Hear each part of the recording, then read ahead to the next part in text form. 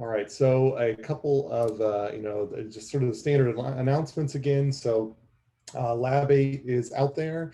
So this is the data collection. I've given you a bunch of data sets. So imagine it's already been collected and you're going to then get a lot of practice using things like ARENA's input analyzer to find models for these data. It's meant to sort of be practice for what you do if you gather real data for your final projects. Final project, the big deliverable that's due is the names of your team members due on Friday to Canvas. And there's a little bit of a grace period. So if the names don't quite come in on Friday, it gives me time to bug people to make sure they come in over the weekend so I can assign those groups for the next deliverable, which will be a group assignment. There is a spreadsheet that has been posted on Canvas that some people have added their names to. So if you're having trouble finding a team member, you can either post something in the discussion or the Slack, which some people have done, or you can go to that spreadsheet and either post your name there because you're looking for a member to add to your existing team, or you're looking for a team to join, then try to make use of those. But of course, after you post your name there, somebody might reach out to you, but it's also a good idea to come back and check that periodically to see if there are new people for you to reach out to. So highly recommend that, because this input modeling report will be due about a week later. There's a Canvas activity for prepping us for lecture H on V&V. And then there's this homework G3 that's out that will be technically assigned during this lecture, but it's been out there, and it has an input modeling problem and an output validation problem. So that's kind of the announcements going forward.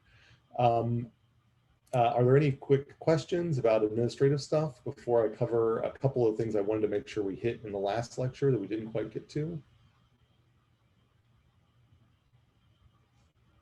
Okay.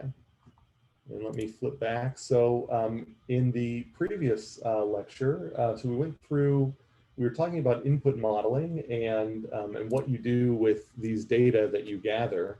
And something that I wanted to make sure we hit is that once there's a couple of things. And so, for example, this right here, you're seeing in front of you are data that are Poisson distributed. And so we know that Poisson distributed data count is equivalent to the number of counts in a time interval if those arrivals that occurred in those intervals were exponentially spaced. So very often what we'll have is that students might assume an exponential distribution of inter-arrival times for the system that they're modeling in their final project. Let's say it's a bank, and you want to model the time in between the people arrive. Now, if you're in a period where people are arriving very, very frequently, then it can be tedious to try to get the time in between them. And so often what you can do instead is you just set a time interval and you say, okay, in this minute, I'm going to count how many people arrive in the minute. And then the average rate that you get over that interval will be the exponential rate if you would have taken the inter-arrival times and binned them up together. And so I've got a couple of slides here that just remind us of that. And so basically, I'm trying to skip forward here, but the point that I make in these slides is that if you have a distribution of counts, so this is counts in a 10-minute arrival. So in this, I have all these, I did a bunch of 10-minute arrivals. And in those 10-minute arrivals, sometimes I got 30 arrivals, sometimes I got 70 arrivals. On average, I got about 50 arrivals, or 49.9 arrivals for every 10 minutes. Now in a Poisson, a discrete variable, then that alpha value that goes up there is 49.9. So you actually say the average number that occurred during that interval.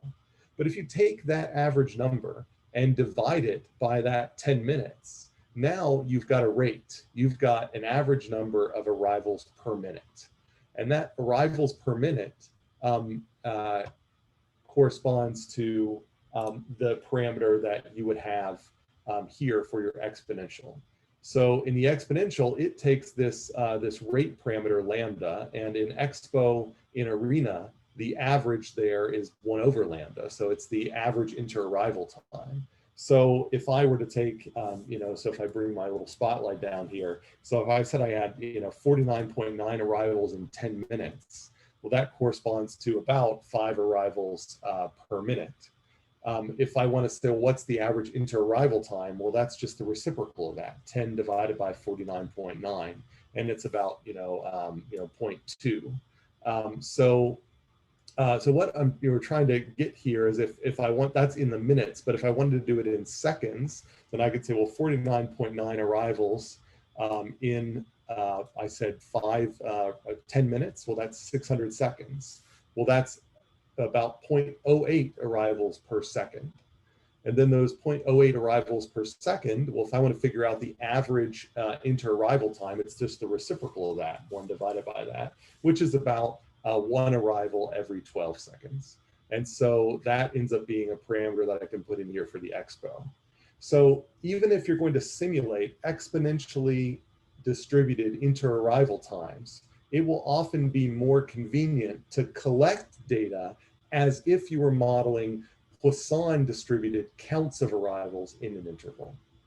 And so that is, it just saves you a whole lot of time. The only downside to that is you really have to make sure that you choose intervals small enough that your arrival rates don't change. So you can't just count the number of arrivals total in a day in a bank, because the arrivals will happen much faster at certain times of day than another. But if you're modeling, say, the arrivals that occur during the lunchtime hour, then we can assume that sort of the process that generates those arrivals is probably going to be pretty constant from 12 p.m. to 1 p.m. So if you took 10-minute intervals or 5-minute intervals and just counted the number that occurred during that interval, then you would end up having a good way to more easily parameterize your exponential without having to actually get every single inter-arrival time. It's great if you can get every single inter-arrival time. It's just usually difficult to get every single space between every customer. So that's one tip that I wanted to make sure that I gave you. And that relationship between the Poisson and the exponential is going to be useful for one of the problems that we mentioned. I think the restaurant problem, the example in the lab. So remember that Poisson exponential relationship is that the Poisson parameter is the count per interval, but the exponential is basically that averaged per unit time. And so that's how you can switch from one to the other. Okay. And there were some questions about the labs. And yeah, I am sort of unhappy that there is a backlog in the lab grading starting in lab 4. And so I am pushing to try to get those graded so that you can have a more up-to-date picture of your lab score. So I'm aware of that and am working on it as gracefully as I can with the grader. The other thing that I wanted to make sure that we covered are these QQ plots and PP plots that were at least mentioned as a way to qualitatively check your model fit in the lab. And so the idea behind these things, and so I guess if I were to pull back here to this slide 59 here, is that there are these are two types of what we call probability plots that you may have seen in some of your other classes. And probability plots are a way for you to take data that you have gathered and compare it in distribution to either other data or to see if those two distributions are similar, or compare them to a hypothetical distribution. And so we're talking about this hypothetical distribution in this case. And so the basic idea here is that we're going to work with these QQ plots, which the Q stands for quantile plots, or PP plots, where the P stands for probability. And we'll see how these two things work here.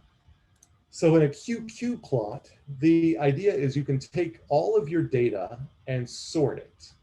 So you're sorting it just like you would in a Kolmogorov-Smirnov test, so a KS test. And then you can plot on your points your sorted data on the x-axis, and then the inverse CDF, or the quantile function, on the y-axis, where you evaluate it at this funny rank, where you take the rank of your data minus 0.5 divided by the total number of data. And so this here is going to basically be an approximation of the CDF of for your hypothetical distribution compared to effectively the CDF for your actual data. So it's a way of comparing an empirical and a hypothetical CDF, and it's by plotting this inverse CDF. So when you plot this thing, you're just sorting, and then if you've got the inverse CDF for your hypothetical distribution, like an exponential, you can get an inverse CDF for an exponential, and you can plot this thing in. And if you do that, you might get a plot that looks like this one. So here I've got my empirical data sorted on this axis, but then when they get mapped through the inverse CDF for a hypothetical normal distribution, where it's normally distributed between 0 and 1, then I see that they fall on a line here. So this QQ plot, basically, if things fall on this line, then that means that you're probably in agreement with the hypothetical family. And the beauty of this QQ plot is that if I'm in the right family, then very often I don't even have to have the right parameters. So this is a hypothetical standard normal that I'm comparing to, but the data that I actually drew comes from a normal that has an average of 5 and a variance of 9. So this is not even the same parameters for the normal, but because they're both in the same family, they're both normally distributed, then when I do this QQ plot, then they fall on this nice line. Now, if I contrast that, what if I took that data, or what if I took the same hypothetical distribution, a standard normal, but instead I was given data that came from an exponential. And that exponential, in this case, has a mean of 5. Well, an exponential doesn't look anything like a normal. If I do its QQ plot, then the best fit line is way out here. And I end up seeing that the data does not look like a line whatsoever. It is on the left, it's under the line, on the right, it's under the line, and in the middle, it's over the line. And so that tells me that the QQ plot indicates that I've probably picked a bad family, that for these data, I should probably not try to fit a normal distribution to them. And so these QQ plots, if you see these abnormalities, there are a whole set of rules that help guide you to a better distribution. And I'm not going to go over all these rules in detail, but I just want you to know that they're there. And so on this slide, I've given some examples of them. So if you notice, for example, that the left end of the pattern is below the line, but the right end of the pattern is above the line, then that tells you that you have what we call long tails in both ends of your data. So your hypothetical distribution falls off quickly. So it doesn't have data out in sort of close to the outliers, but your real data does have data out there. So that implies that maybe you should find a distribution that is a little fatter than the hypothetical one that you picked, for example. If you have a curving pattern with slope increasing from left to right, kind of like we had in the exponential case, then compared to your hypothetical distribution, then the data is relatively skewed to the left. So you get more extreme values on the left. And so these sorts of rules tell you, relative to the hypothesis I picked, what did I do wrong? Do I need to take my hypothesis and stretch it one way? Do I need to take my hypothesis and stretch it the other way? Do I need to shrink my hypothesis? Do I need to fatten my hypothesis? And so there's a whole set of rules that if you look up sort of, how to use QQ plots, how to go from a plot that looks like this to hopefully guide you towards a plot that looks like this. And that at least tells you you're in the right ballpark for the family. And so, so that QQ plot, after you've sort of fixed the family, then the next step is to go to the PP plot. And so a QQ plot is usually what you do first to find out kind of what ballpark are we in. Are there, what sort of group of families are pretty good contenders? And then once you kind of know that you're in the right shaped family, you can use the PP plot to then further refine your choice of distribution. So a PP plot, you again sort your data, But now, instead of plotting the raw data sorted on the x-axis, you plot that rank, where you get the rank minus 0.5 divided by the total number of data. And you plot that against the hypothetical CDF evaluated at the data point. So it's very, very similar, but if you look closely, there's kind of a nuanced difference in what you're plotting there. And so the role here, so if I, so for this example here, I'm showing you, these are the data that I've gathered, and I have two choices that I'm trying to pick between, a normal distribution and a gamma distribution. And so if I end up plotting these two distributions on top of the histogram, it's not really clear to me whether the dashed distribution, the normal distribution, is a better fit than the solid distribution, the gamma distribution. So I'm not quite sure which one's which. And so hopefully the PP plot can help discriminate between these two. So I'm going to go over here and I look at the QQ plot. And so this is my QQ plot where I've plotted the data for these two different hypotheses. And as you can see, as I was just kind of saying, that both of them kind of fall on a line here. There's no clear pattern where the green one definitely looks better than the red or vice versa. So the QQ plot is not that informative. For both of them, I can't really reject either one based on the plot. So I instead am going to go to a PP plot. And so if I do that PP plot, then what I find is that the red lines here, the dots or the gamma distribution, fall much more closely on the line than the green one. The green one has a significant variation right in the middle. So that kind of gives me the idea that these data are kind of better described as a gamma distribution than a normal distribution. So that's kind of the process there, is that you start with a QQ plot, you look for the lines, and if you have a couple of different distributions that generate lines in your QQ plot, then you advance your search into a PP plot. And then that PP plot hopefully discriminates among a bunch of things that otherwise look like they work equally as well in the QQ plot. So those are just qualitative kind of heuristic ways to get yourself in the right ballpark. If you're not sure, you've got like 5 or 6 different distributions, you can quickly write a script or go into Excel and you can generate a bunch of these QQ plots and PP plots, and then they quickly help you reject certain hypotheses over others before you end up having to actually fix the actual parameters, because you really want to be in the right family before you start putting the parameters up. All right, so that was something I definitely wanted to cover from last lecture that I didn't get a chance to. So before I move on to this lecture, I wanted to see, are there any questions about those two plot types, the QQ plot and the PP plot? This is where the so-called fat pencil test comes from. You may have heard of before, where you plot these things, and if you were to lay a fat pencil down on top of the points, would they sort of all the points fall into the pencil? If they did, it's sort of a good visual fit, and if some sort of fall outside of the range of the fat pencil, it's a bad fit. So that's kind of the old way of doing it. Now I don't think people may worry about the fat pencil so much, but because we've got other tools that we end up using later, but at least as a good first heuristic, it's great to plot these things, you know, in MATLAB, Excel, or whatever, just to get an idea of even like choosing in the right range. Okay.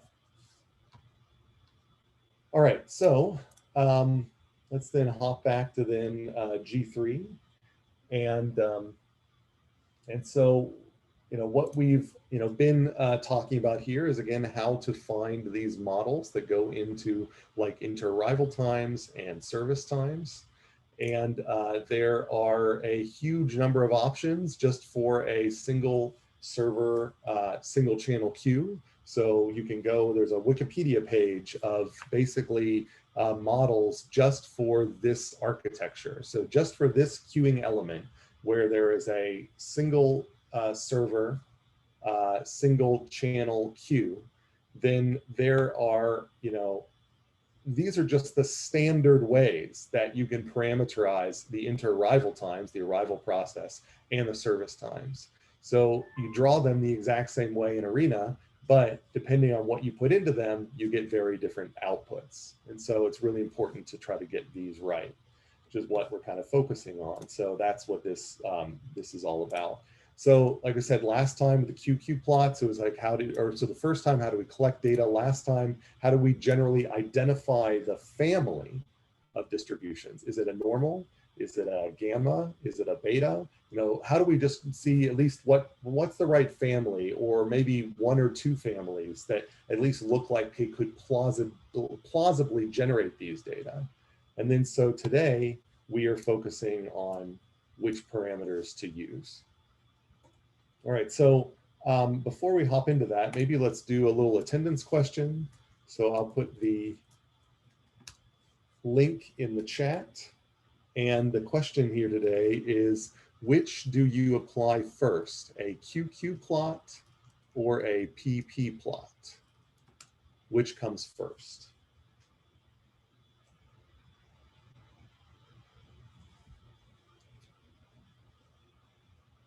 And just so you know, if you do apply them backwards, what you end up finding is that the one that you apply second, it never shows you a really good, it's not very informative unless your hypothetical distribution is already sort of similar to your data.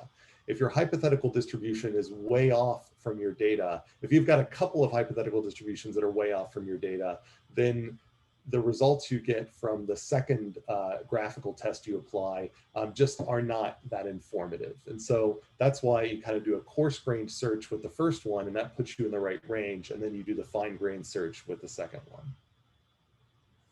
All right. Okay, so now that we are in the point where we are parameterizing these different we've got our family, and now we need to choose the parameters, and we need to evaluate our choices. And so now it's a good time to go back and do a little review of our stats, because we have now reached the portion of the class where things are going to become, that we're shifting away from strict modeling and more into more statistics. So it's pretty much been probability up to this point, and now it's going to be statistics sort of from then on out. So we need to remind ourselves about certain statistical constructs.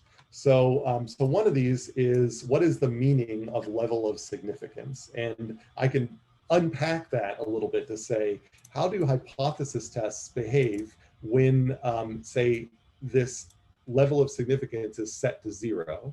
And how do the hypothesis tests behave at the extreme when they're set to 1?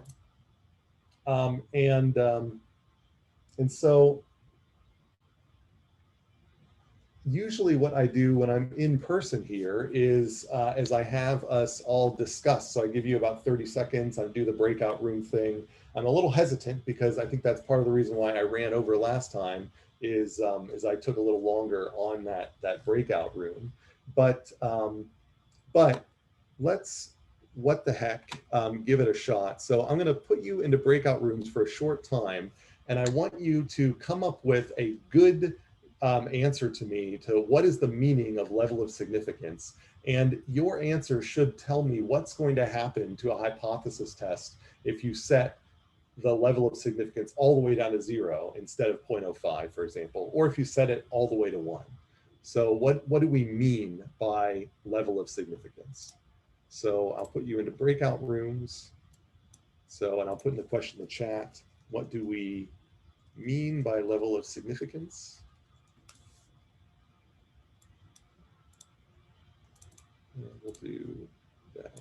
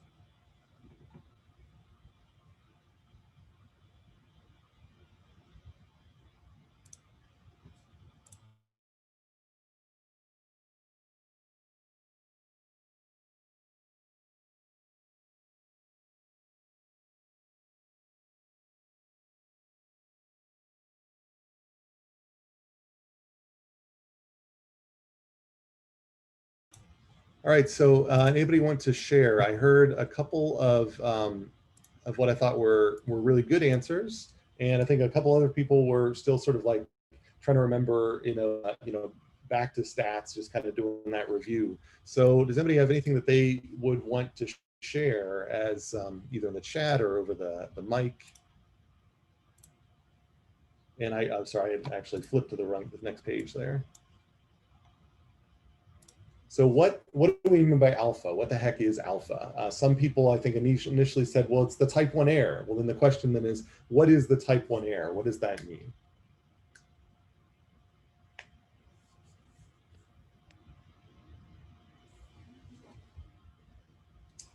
Anybody?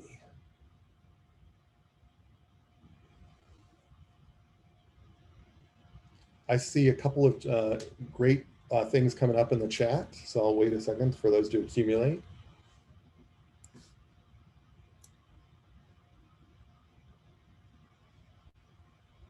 All right, so I see a couple of things like that are coming out, like rejecting a null hypothesis when it is true, or probability of rejecting a null when you shouldn't have, probability of rejecting a null when you're not supposed to. And I think these are going in the right direction. So the idea here is that given that you assume that the null hypothesis is true, what's the probability that you will detect a difference from the null?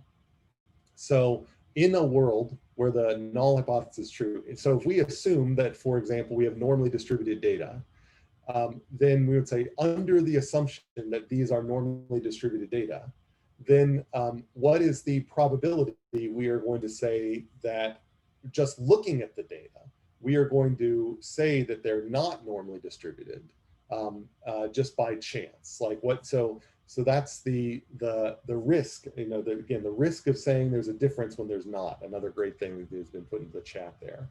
So in this, with that in mind, if you in your thought, if you say, well, if I set my alpha equal to 0, what am I doing? Setting alpha equal to 0, and again, I'll put this into the chat. Setting alpha equal to 0 is setting your type 1 error equal to 0, saying you're not going to make any of these errors. You are never, ever going to wrongfully reject a null hypothesis. So that's what alpha equals 0 means, is you will never reject a hypothesis wrongly. Well, the only way you can guarantee that you're never going to make a type 1 error is if you never reject. So setting alpha equal to 0 means never rejecting. So that's the idea there, is that it's a cost that you'd say, well, we really don't like type 1 error, but the problem is as you get closer and closer and closer to eliminating your type 1 error, you're obviously going to then start increasing your, say, type 2 error. So basically, you're going to always be accepting, if that's one way to view it, or you will never reject, even when you have high evidence that you probably should reject. Likewise, if alpha is equal to 1, then that means that you have 100% type 1 error, which means you are, alpha equals to 1 means that you are always rejecting improperly. So basically, setting alpha equal to 1 means that whenever my null hypothesis is true, I'm still going to detect a difference from it. And so you are kind of overly trigger happy. You really want to detect differences. And so alpha equals 1 means always rejecting. And so that's the kind of the thinking that I want you to have when you think about these type 1 errors, these alphas. And so with that, I want you to translate that into thinking about statistical tests. So like in a chi-squared test, if you think about that critical value, well, as alpha gets small, you could say that I know that alpha equals 0 means never reject, which again, I'm putting this note in the chat. Alpha, it means never rejecting. What chi-squared critical value corresponds to this?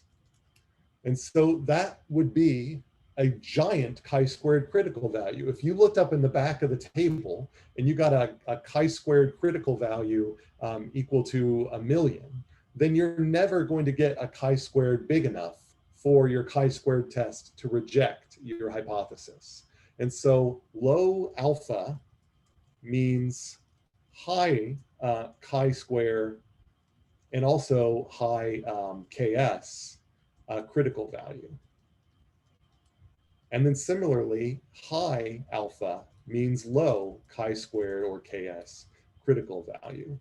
Because if you set your chi-squared critical value to 0, then that means any difference you see from your hypothesis is going to be counted as a significant difference. You're going to reject every hypothesis. So there's an inverse relationship between alpha and these critical values. And that is a very commonplace in these statistical tests. All right, so are there questions about that, about translating from alpha to critical values? How if one goes up, the other goes down?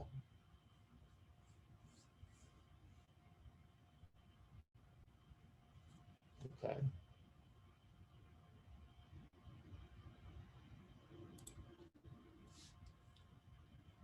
And so, so then that brings us into kind of deeper philosophical questions then about p-values in general.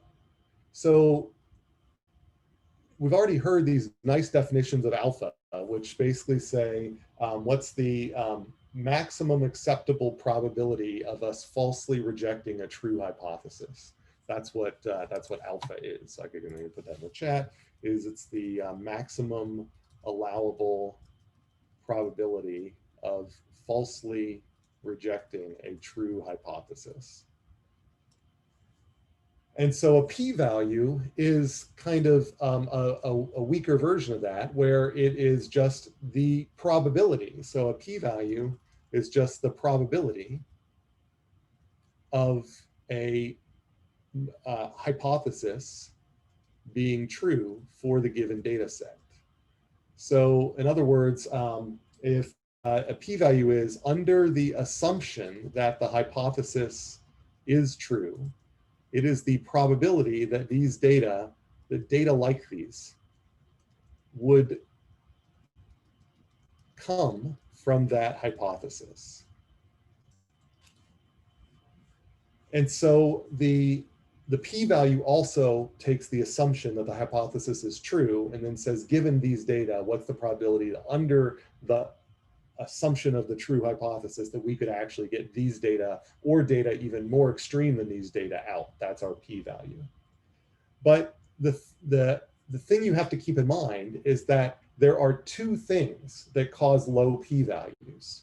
And I'll say one of the things that causes low p-values, so one reason for low p-values is a bad fit to the hypothesis.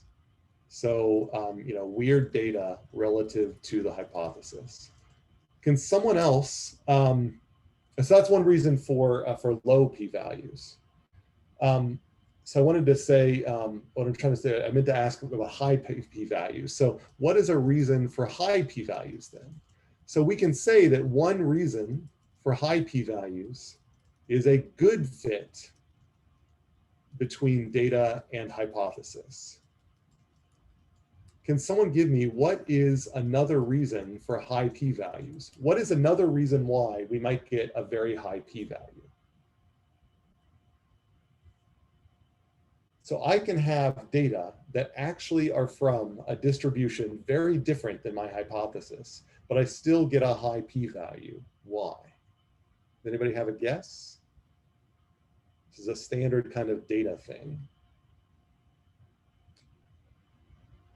I see a guess from the instructional assistant. Any other guesses?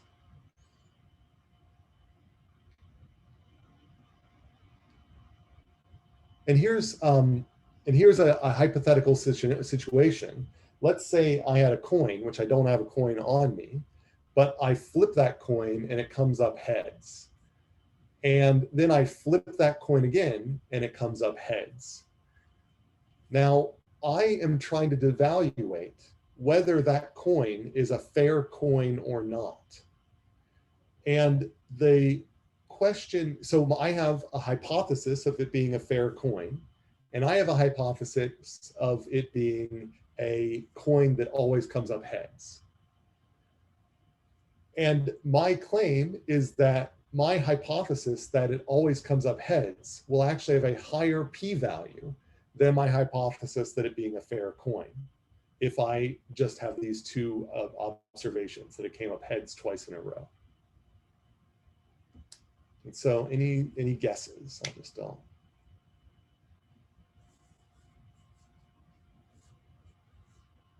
I see a couple of guesses there. There's one that it is, and this is, I'm looking for something simple. So I guess I would say that in that particular case, let's say a little kid, comes up to you and says, hey, I just flipped this coin, it came up heads both times. I think it's gonna come up heads every time. What might you say to that kid, being a smart, intelligent industrial engineer and statistician? Would you be willing to accept that kid's claim that his coin always comes up heads? And if not, what would you suggest that kid do? You can put in the chat what you might think or say out loud. So why is it a poorly conducted test? I see that there's a comment in the chat that is a poorly conducted test. The kid did not, he's gonna need more samples, right? So a fair coin will very, very, very often come up twice heads in a row. That just happens. An unfair coin that always comes up heads, that happens even more often. So under the hypothesis of it being an unfair coin, the p-value will be higher if you have just the observations of two heads. But under the hypothesis of a fair coin, the p-value will be lower than the unfair coin, but it still won't be very low. So now if I generate more and more data, as I generate more and more data, I necessarily am going to drive p-values down. So more data will equal lower p-values, regardless of test. So this is a thing that so long as you keep the same hypothesis, if you gather more data, you will necessarily always bring your p-values down. And so what this basically means is that we need to be skeptical of both high p-values and low p-values. High p-values might mean that you have too little data, more coin flips to be able to really tell the difference between these two hypotheses. But low p-values might mean you have, and this is a weird thing, too much data. What do I mean by too much data? What I mean by that is that your hypothesis is probably going to be wrong. All models are wrong. Some are useful. If I assume that my inter-arrival times at a classroom are exponentially distributed, my assumption is probably right to a point. I might assume they're exponentially distributed with a mean of 5 students per minute. And that might be right to a point. It might actually be 4.95 students per minute, but I guessed 5. Now, 5 students per minute is probably good enough for my model. But if I gather more and more data from more students arriving, eventually I will detect a difference from reality. So if reality equals 4.95 students per minute, and my hypothesis is 5 students per minute, if I take enough data, I will eventually get a p-value that is less than 0.05. Always. More data means you always can get lower p-values. So I'm just, more data equals lower p-values. You should burn that into your head. Less data, higher p-values, more data, lower p-values. If someone says, I got a p-value of 0.000000007, and your next question should be, how much data did you gather? And if they said, oh, I had 10 million samples, then you'd say, well, of course you got a p-value of that. Then you'd have to ask, the follow-up question should be, what is your effect size? And this is something we're going to talk a lot about in the next few lectures, is the notion of effect size. So you can detect small effects with lots amount of data, but practically small effects may not matter. So there's practical effects, which are like the difference between 4.95 students a minute and 5 students a minute. there's no practical difference between those, even though with enough data, you can see a statistical difference between those. All right, so those are the things you should keep in mind. The takeaways here is that low p-values either mean low p-values is either means bad fit to hypothesis or a lot of data. And then high p-values either means good fit to hypothesis or too little data. And we will then learn how to determine the right amount of data as we move forward. So we are going to learn how to do a power analysis, which some of you may have done in 385 or 380, depending on how it was taught. So a power analysis gives us a tool for deciding how much data. All right, so are there questions about that?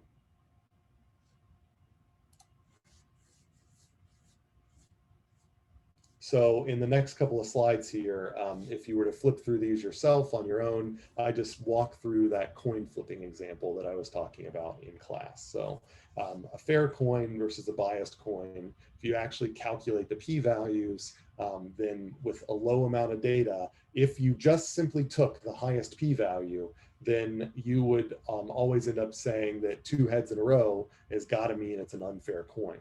And that's the reason why we can't accept hypotheses unless we have a whole lot of data.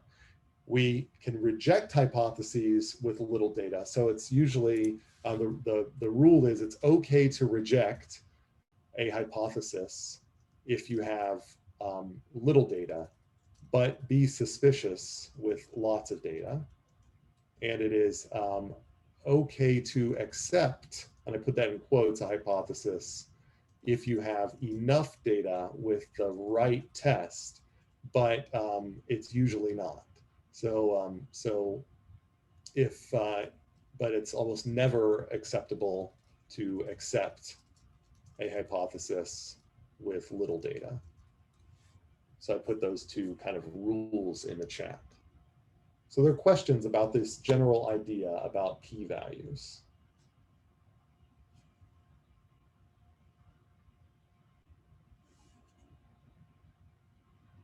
And the general notes that I have here are kind of summarized here in this slide, which I've been talking about here. And this is something that we will talk again a lot about in some next lectures that will be coming up on this notion of statistical power and how it relates to type 1 error and type 2 error. So I just wanted you to get into this mode of thinking about type 1 error, about statistical power, about when is it okay to reject and not, when is it okay to accept and not. Because in lab 8, as you'll see, if you just go by the input analyzer, there are a bunch of hypothetical distributions that appear to be good fits to some of the data sets. There may not be just one that is an obvious best fit. And so it's going to take your physical intuition to be able to determine, why do you pick one over another? Given a lot of data, you can reject good fits because your hypothesis test is sort of too sharp. And given too little data, you can accept bad hypotheses because you don't really have enough data to go on. And those are the cautions you really need to burn into your brain as you work forward in input modeling. Okay. All right, so let's do one more attendance exercise then. So I'll put the link in the chat. And the question here is, give an example when it is, when a high p-value is not informative. So just give me a simple example when a high p-value is, and you can be abstract, it can be a general, or you can give me a specific case like a concrete example, or an abstract case, just a general rule. So when can you not trust a high p-value? Okay. All right, and then again, any other questions about this before we roll on to new quantitative stuff about how we're actually going to use chi-squared tests and Kolmogorov-Smirnov tests in the more general case.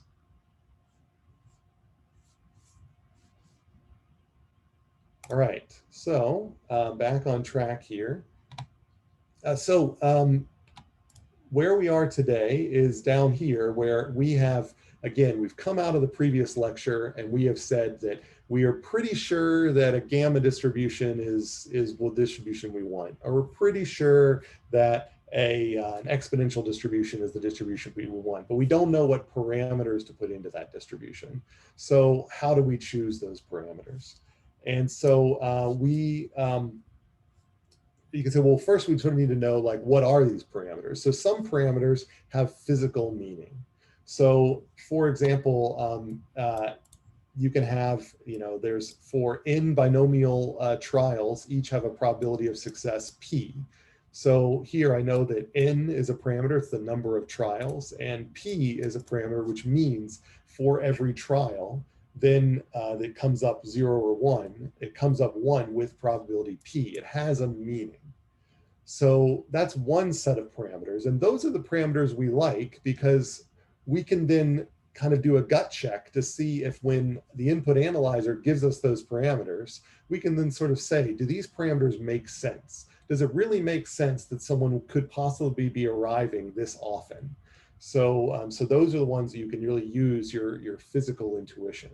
But there's a bunch of other parameters that are not necessarily, they have a kind of mixed success at dialing into your physical intuition. And those ones represent distribution shape. And so these shape parameters for a uniform distribution, they're just the bounds of the uniform distribution. So it's just that it never goes lower than A, never goes higher than B. Similarly, in a triangular, it never goes, the mode of the distribution is this parameter. The normal distribution, the mean, where it's located, and the scale, the standard deviation, how fat it is.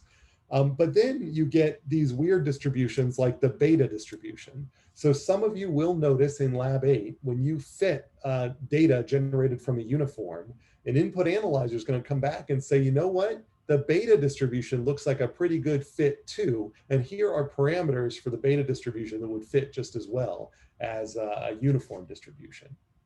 And so the parameters in a beta distribution, these do not have any physical intuition that's easy to kind of conceptualize. A beta distribution is a distribution for continuous data that is bounded. And so the generic beta distribution is bounded between 0 and 1. But the alpha and beta parameters affect whether the distribution, if I were to do my annotation tool here, then a beta distribution, all beta distributions are bound between 0 and 1. But some beta distributions, you can make them kind of bimodal, where they have two modes at the edges, or you can have them be unimodal, where they've got like a sharp mode in the middle. And so you can basically change the shape of the distribution in between the 0 and 1. And that's what you get out of the beta distribution. And so the height of these, how frequent these things happen. And so I can't tell you that alpha corresponds to the number of this and beta corresponds to the frequency of that. They're just parameters that stretch and shape this distribution around. And so you don't really have a good way to judge whether it's a good, whether these make sense. And so that's, what we mean by shape parameters. Similarly, with the Weibull distribution, is that there's a shape parameter, which sort of is the deviation from exponential, and it's difficult to associate something to it. Now, of the shape parameters, we have certain classes of shape parameters that at least have some interpretability. And one of those types of parameters is called a location parameter. The mean of a normal distribution is an example location parameter.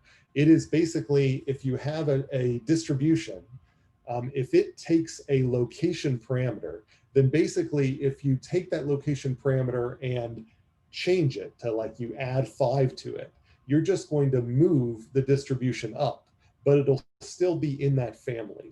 It doesn't radically change the shape of the distribution, it just moves it. And that's why the mean for a normal distribution, that is a location parameter. The parameters that affect the width of the distribution, but otherwise do not reshape it, are known as scale parameters. And so the standard deviation is a scale parameter for a normal distribution. So we refer to that as a scale because if you just change that parameter, it makes the distribution fatter, but it still fits within the family. So it's still a normal distribution. It just is a fatter normal distribution. So that's why it's just called a scale parameter. And the distributions that have both location and scale, like the mean the mean and standard deviation, are referred to as location scale distributions. So a normal distribution is an example of a location scale distribution because it has two parameters. One of them is a location parameter and the other one is a scale parameter. Now the exponential is an example. I thought I might have heard a question or maybe I just heard an echo. Oh yeah. Yeah, go ahead. Could you just give an example of a location and scale parameter that isn't like mean and variation? So it's hard for me to grab one that out of a distribution that we've already talked about in class. But if I were to generate a family, if I had a family of distributions that were asymmetric. So if I had a family of distributions that, if I go into my annotation here, like you might imagine I could draw a family of distributions that have kind of a shape that looks like this, where it's not quite symmetric, it's not like a normal. But this family happens to have a parameter which defines where this mode is. And if you change this parameter, it doesn't actually change the shape, it just moves it to the left or to the right by however much you change that parameter. And that would be known as a location parameter. It's just a shift parameter. It doesn't, and you still, the important thing is after you change the parameter, you still get something that we refer to as being in that family. It's just in that family, but shifted over. So it just belongs to a different part. So the normal with the mean is kind of the easiest one. Okay, so like maybe like the, sorry, would like the mode of like a triangular distribution be a location parameter? No, that's an excellent point. The reason so with a triangular distribution, if you keep these two parameters, the bounds parameters A and B constant, if you change the mode, you're going to change the shape of the distribution. So it's true that it's not easy for me to transform a triangular distribution with one mode into another. So it's kind of the transformability of the distribution. There's no like generic triangular distribution that if I change the location parameter, I can turn it into any other triangular distribution. Because a triangular distribution, you kind of need all three parameters in order to figure out what triangular distribution it is. I think what you were probably what your gut was telling you is if the mode parameter also fixed the two outside parameters. If you had a list of those, so you said I'm going to create a distribution called like my triangular distribution, and in my triangular distribution, the A is always 2 less than the mode, and B is always 3 more than the mode. Well, in that case, then the mode would become a location parameter for your little special family of triangular distributions. But for the generic triangular distribution, the mode wouldn't be a location parameter because it can move freely with the other two parameters. Okay, that makes sense. Thank you. Now, an exponential has a scale parameter, but it does not have a location parameter. So in an exponential distribution, we do have that. So for the exponential distribution, we know that that we usually parameterize it by this parameter lambda. So 1 over lambda is the mean of the exponential, and lambda we refer to as the rate of the exponential. So the term rate just means 1 divided by scale. So when we say that a random distribution has a rate, what we're saying is that we have a scale, but it's more convenient for us to represent it as a reciprocal. So in the exponential, the mean of the exponential is actually the scale of the exponential. So if you make an exponential's mean larger, you make the exponential fatter. If you make the exponential's mean smaller, you make the exponential narrower.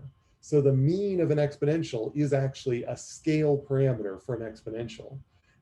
But it's more convenient for us usually to talk about rate. And so 1 divided by scale is rate.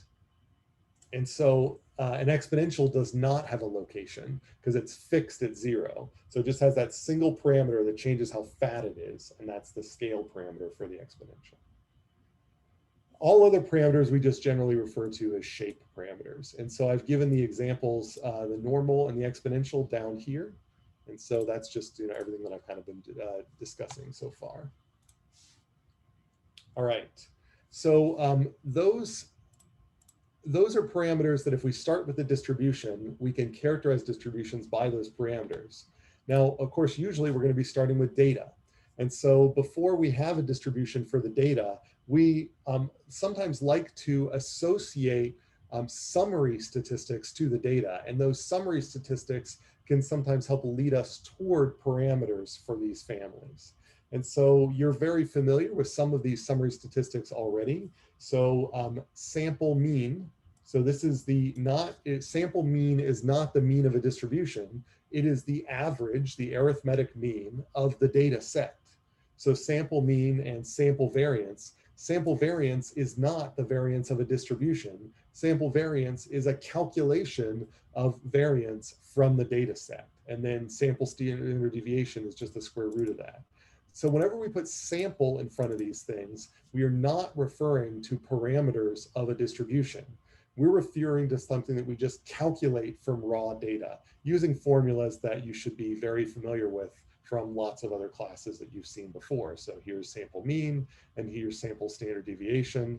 The only thing that I'm going to remind you of is that when you're taking a sample standard deviation, even if you have in data points, if you're estimating the mean from data, you have to divide by n-1. And that is to prevent bias in your estimation of standard deviation. So if I only gave you 2 data points, you calculate the mean, then if you were to then try to calculate the standard deviation based on the mean that you just calculated, then those 2 data points, if you divided by 2, you're going to get a smaller standard deviation than you actually would. Or it might be better even to think about, what if I have 1 data point? If I have 1 data point, the sample mean is just the data point. Now you can say, well, how do I calculate the standard deviation? Well, if I have 1 data point, then the sample variance is going to be equal to 0 if I used n in the denominator. But in reality, I need to use 0 in the denominator. In other words, if I have 1 data point, I should have no information about the variance. My variance should be infinite if I have 1 data point. It's a little bit like Heisenberg's uncertainty principle. If you only have that 1 data point, then you need to assume that there's infinite variability in your data. So my best estimate is not dividing by 1, it's dividing by 0. So you're going to under bias your variance if you end up dividing by n. And so when you're manually calculating variance, you have to divide by n-1 when you're using the sample mean as your mean in the variance calculation, which we normally will be. And for discrete variables, it's a similar thing, but you have to weight everything by their frequency. So I could give you a Poisson random variable where I said it's got outcomes from 1 to 12, and then I can give you a count. So I saw it was, it came out 1 15 times, it came out 2 12 times, it came out 3 6 times, and so on. And so all of those frequencies add up to the total number of samples. And so X here in this sample mean calculation are those outcome categories. They're the bins, and they get multiplied by how frequently each one of those bins were observed.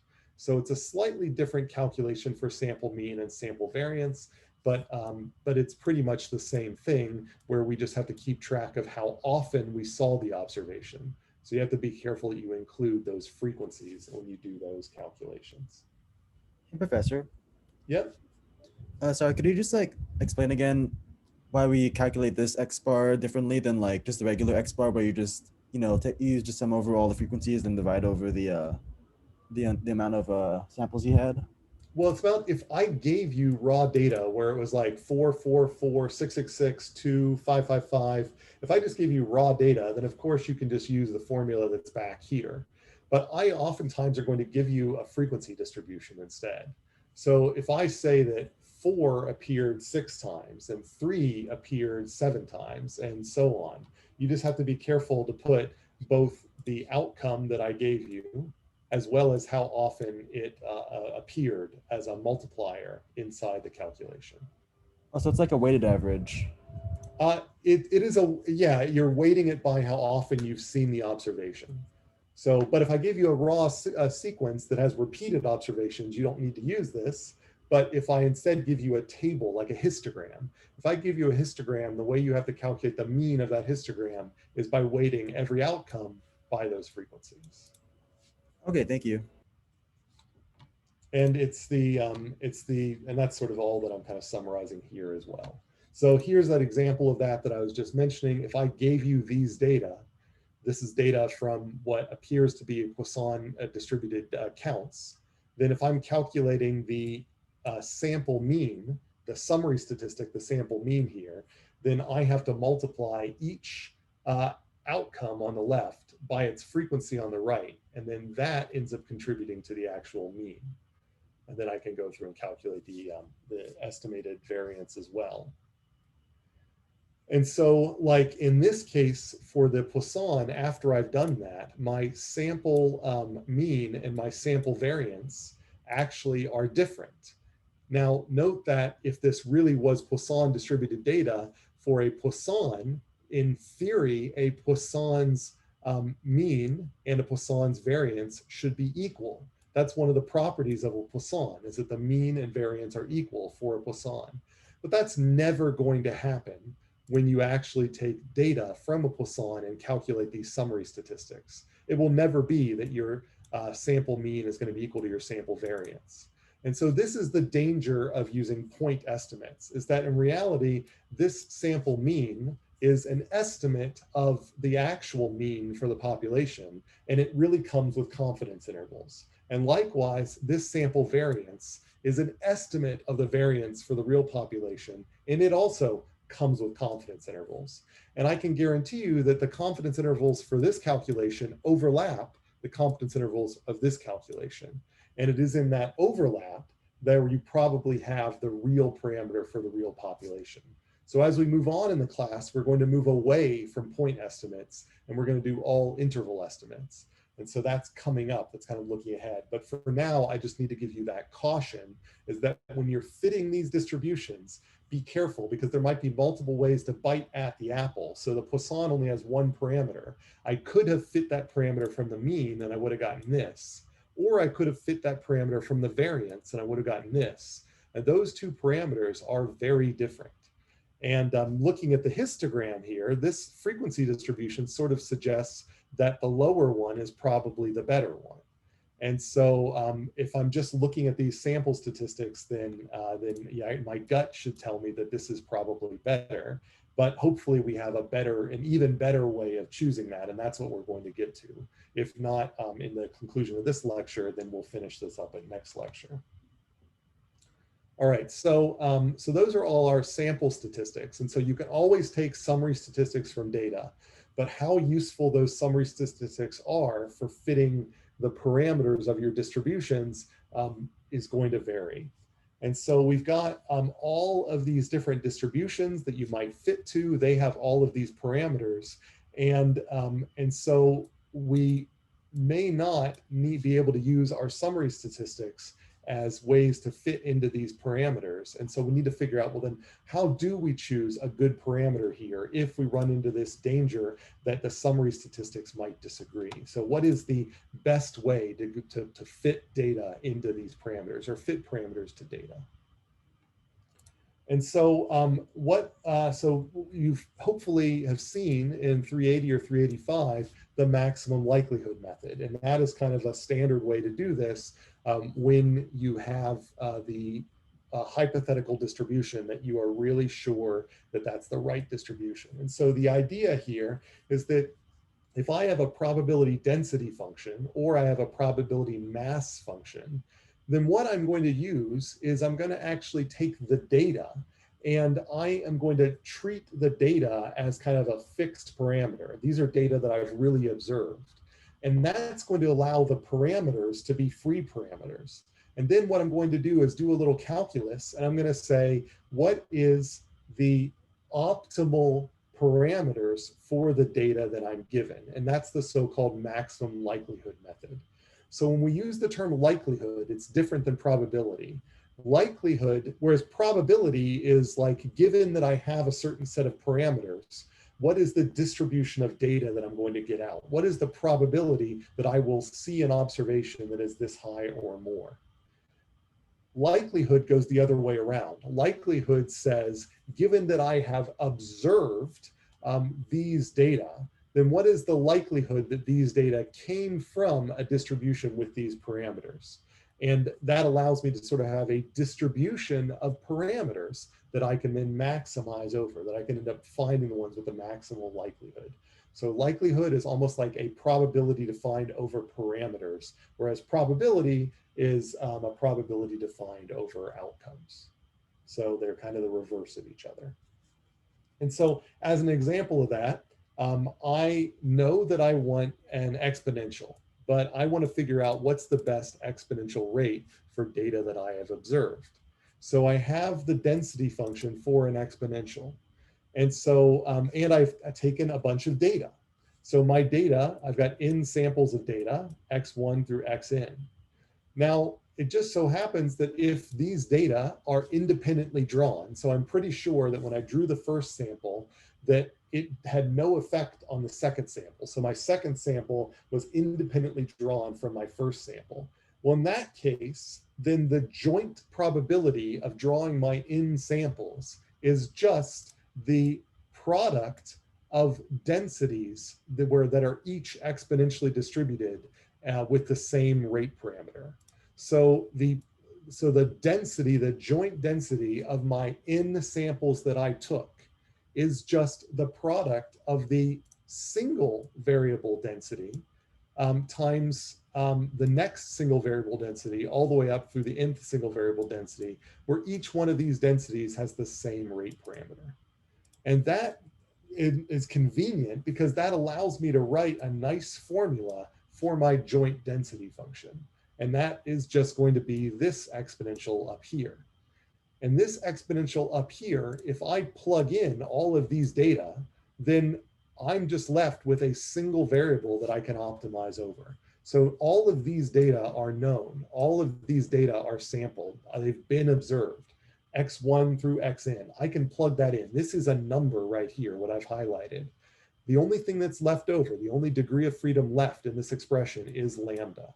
And so I can do a little bit of calculus. I can set that thing. I can take the partial derivative. And for that thing with respect to lambda, my parameter, my rate parameter, I can set that thing equal to 0. And if I set that thing equal to 0 and do a little bit of calculus tricks, then after some arithmetic, then what I find is that my best rate parameter is just going to be the number of samples divided by the sum of all of the samples. And it just so happens that that is 1 divided by the sample mean. Now that's a total coincidence. So you could say, oh, Professor Pavlic, Ted, doesn't that just mean that you could have taken the sample mean and used that as an estimate of the mean for the exponential?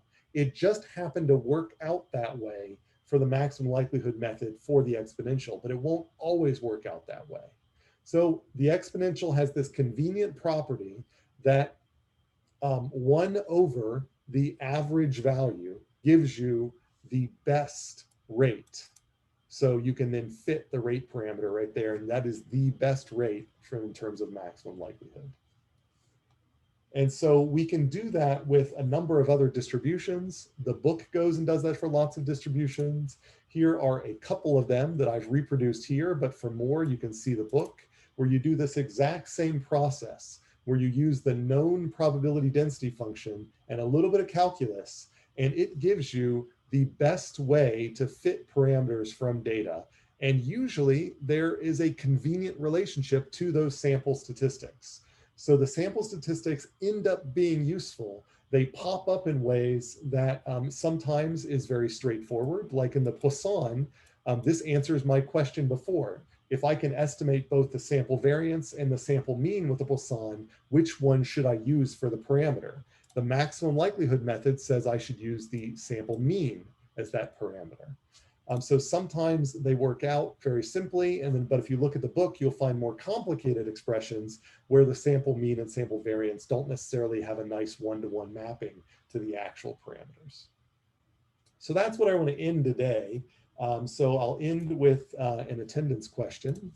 So I'll put that question here. And that question is, what does MLE stand for?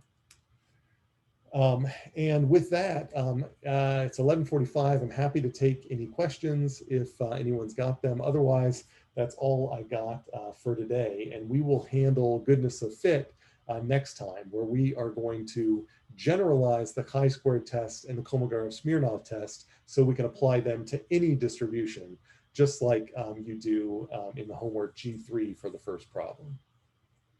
So with that, if you've got nothing for me, you can feel free to hop off. If you've got any questions, I'm happy to take them.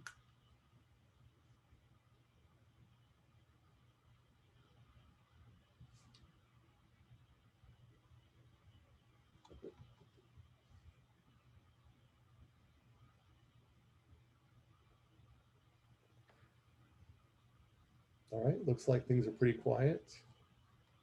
Hey, Professor? Yes. I had a question on the end of G2, the QQ plot and the PP plot examples you posted. Yes. I'm just trying to understand them again. Okay. So you have the red dots. Let's look, if we look at the QQ plot, the red dots are basically from the gamma distribution, and then the green X's are from a normal distribution with those parameters. And then, so what was the original data then? All right, so is the plot that is currently on the screen the one that you're referring to? I'm like one slide before that. Okay. But then, yeah, I also wanted to discuss that plot too. Yeah. So, and I'm sorry for skimming through that so quickly. So in the title here, the actual data that I drew when I built this example was from a gamma distribution with these parameters, 10, 5. And so I just drew that data and I'm comparing it to a gamma distribution with the same parameters, which should be a good fit, or a normal distribution with the parameters 50, 15.8. What I'm trying to motivate here is that even though the red dots are the right distribution, from this QQ plot alone, I really can't tell the difference between it and a normal. Okay. And you would assess a good fit based on how well it follows the 45-degree line, or how well the following the 45-degree line? Well, so in a QQ plot, it's just a line. So in a PP plot, it always is a 45-degree line that you're comparing to. But in a QQ plot, it's just a line. How linear is it? So if you were to sort of fit a kind of a best fit line through those points, and then this is where this like fat pencil test comes into play, is that how, what deviation do you get from linearity? And so down here, kind of on the left-hand side here, you see the normal distribution starts really pulling away from that line. And that's my first hint that maybe the normal distribution isn't quite right. But if I look up here, I see the red points kind of pull away from the line as well. So deviation from general linearity is what you look for in the QQ plot. And then in the PP plot, it is specifically deviation from the 45-degree line.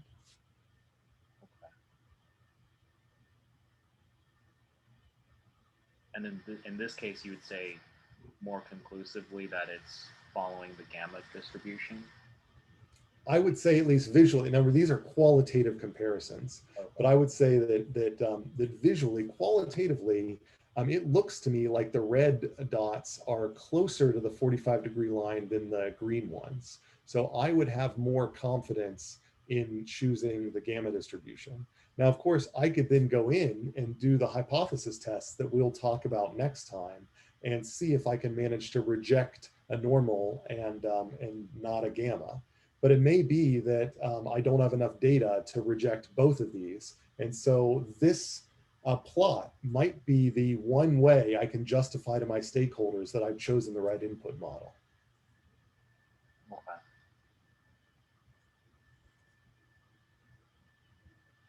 Okay. Does that make sense, or any other questions?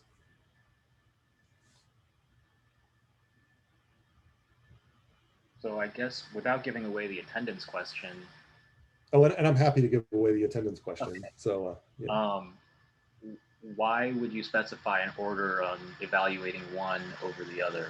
Like, why would you look at the QQ before? I just assumed it was the QQ because it appears like first in the lecture slide, but. Yeah, so, and if I was not as slow as I was last time, we would have gone into kind of a more detailed discussion of these things. And I'm seeing if I've got the slide here where I discuss those things a little bit more detail. It is, and I think I do, but I'm not going to fumble and try to find it right now. But the thing is that if you try to apply a PP plot on for data that isn't kind of in the right location, like that, if you sort of make a really if you make a really bad guess in distribution to begin with, or you make a couple of bad guesses in distribution to begin with, then the PP plot tends to, like, oh, let me say it another way. The QQ plot does a really good job pinning down the tails of the distribution.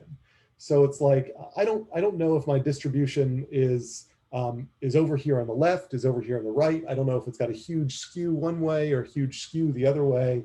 The QQ plot is a good way of pinning down that I've picked a distribution that has the right tails. It like behaves the correct way in the outliers. But the QQ plot is not as good in the middle.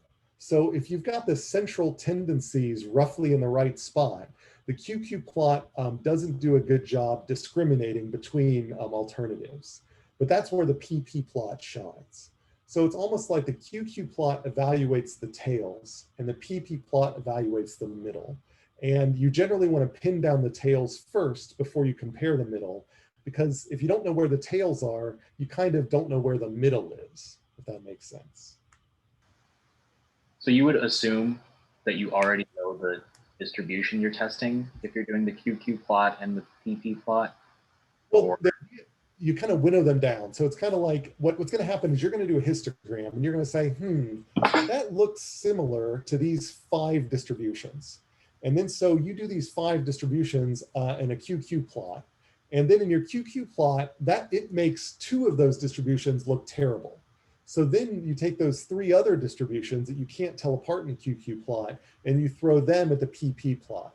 And then at that point, you can say, aha, that middle distribution, that is the best one. And so it's a process of, it's like a sieve that's constantly filtering out more distributions. The histogram is kind of the first thing that goes from 100 distributions down to 10. The QQ plot might take you down to 5, and the PP plot takes you down to 2 or 3. And then hopefully statistical tests then help you determine the difference between those 2 or 3. And if you can't tell the difference in a chi-squared test, then maybe it doesn't matter, and you just pick the one of those 2 or 3 that makes the most sense to you physically. Okay.